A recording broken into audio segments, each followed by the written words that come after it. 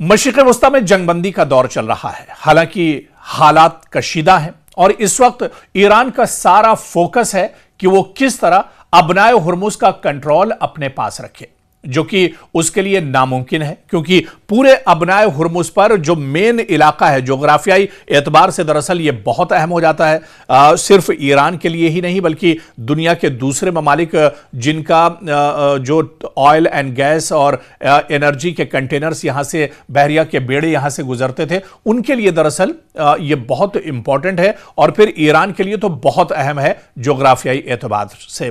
तो कहीं ना कहीं आप देखिए कि अब ईरान दरअसल अबनाए हुर्मुज़ को अपने पास रखना चाह रहा है, लेकिन यह दरअसल नामुमकिन सा लग रहा है, क्योंकि वो इस कंट्रोल को ज्यादा लंबा तो कर सकता है मगर मुस्तकिल बुनियादों पर नहीं कर सकता। इस काम के लिए ईरान को खित्ते के दीगर ममालिक की हिमायत भी चाहिए और इसके लिए सबसे अहम मुल्क है ओमान, क्योंकि अबनाए हुर्मुज़ ईरान और ओमान के साहिलों पर मुश्तमिल है।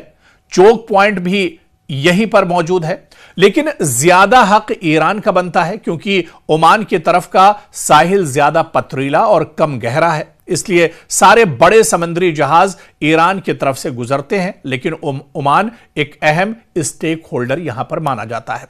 और अभी आप देखिए कि हालिया दिनों ईरान के वजीर खारजा अब्बास अराक्ची ने बाकायदा ओमान का दौरा किया, मस्कत का दौरा किया और यहां पर जो लीडरशिप है उनसे दरअसल मुलाकात की है। तो ओमान अब कहीं ना कहीं ईरान के लिए बहुत अहम कड़ी एक तरह से हो गया है और ओमान कहीं ना कहीं एक बड़ा फायदा या नुकसान यहां पर ईरान को पहुंचा सकता है।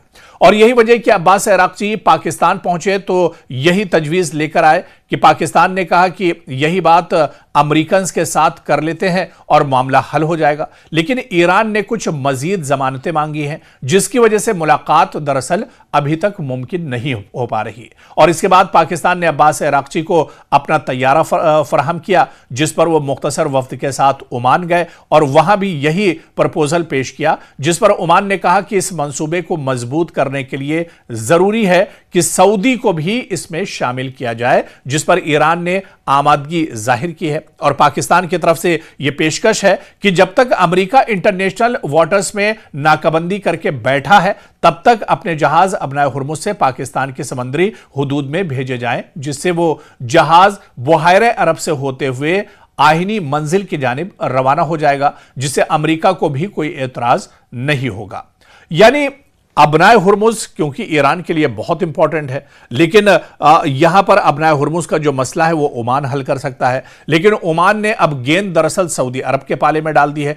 तो मशरिक़ वस्ता में तमाम ममालिक दरअसल एक दूसरे से जुड़े हुए हैं और ऐसे में अमेरिका पर दबाव बनाने के लिए दरअसल तमाम ममालिक का यहां पर साथ आना जरूरी है। लेकिन क्या सऊदी अरब, क्योंकि अब ईरान और सऊदी अरब के जो लीडरशिप है उनकी फोन पर बातचीत भी लगातार हो रही है, एक दूसरे के करीब आ रहे हैं, लेकिन क्या सऊदी अरब इस पोजीशन में होगा कि वो अमेरिका पर दबाव बनाए? क्या खित्ते की जो सूरत हाल है वो दरअसल बहुत तेजी से बदल रही है और अब आप देखिए कि जिस अबनाए हुर्मुज़ पर अमेरिका ने दरअसल पूरी एक नाकाबंदी की हुई है, इस नाकाबंदी को खोलने के लिए पाकिस्तान पूरी कोशिश कर रहा है, सऊदी अरब भी अब कोशिश कर सकता है, ओमान पूरी कोशिश कर रहा है।